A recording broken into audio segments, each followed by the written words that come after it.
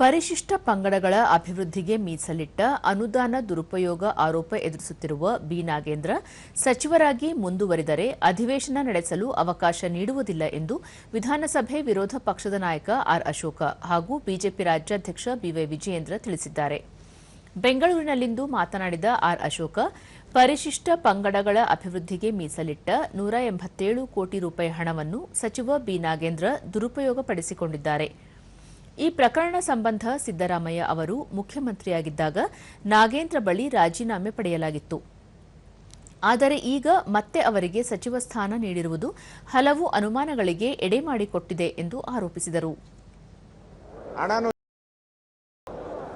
5,000 ಕೋಟಿ ಹಣನ ಲೂಟಿ ಮಾಡಿದ್ದಾರೆ, ಅದರಲ್ಲೂ ಲೂಟಿ. ಇವೆಲ್ಲ ಚರ್ಚೆ ಆಗಬೇಕಾಯಿತು. ನಾವು ಕಾತರದಿಂದ ಕಾಯ್ತಾ ಇದ್ರೆ, ಆದರೆ ಸರ್ಕಾರ ಅವ್ಯಾವುದು ಚರ್ಚೆಗೆ ಬರಬಾರ್ದು.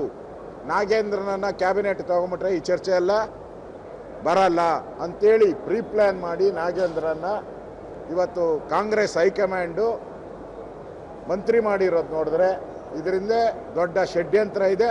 ಹಣ ತಗೊಂಡು ಮಾಡಿರೋದು ಪ್ರೂವ್ ಆಗ್ತಾ ಇದೆ.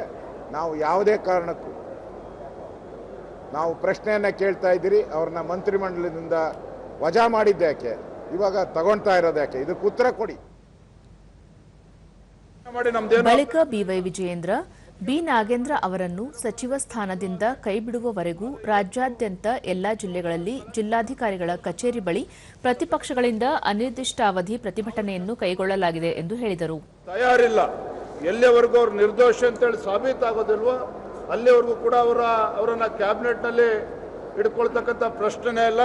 ಹಾಗಾಗಿ ನಾವು ಸದನದ ಒಳಗಡೆನೂ ಕೂಡ ನಾವು ಹೋರಾಟವನ್ನು ಮಾಡ್ತಾ ಇದ್ದೇವೆ, ಸದನದ ಹೊರಗಡೆನೂ ಕೂಡ ನಾವು ಹೋರಾಟವನ್ನು ಮಾಡ್ತಾ ಇದ್ದೇವೆ.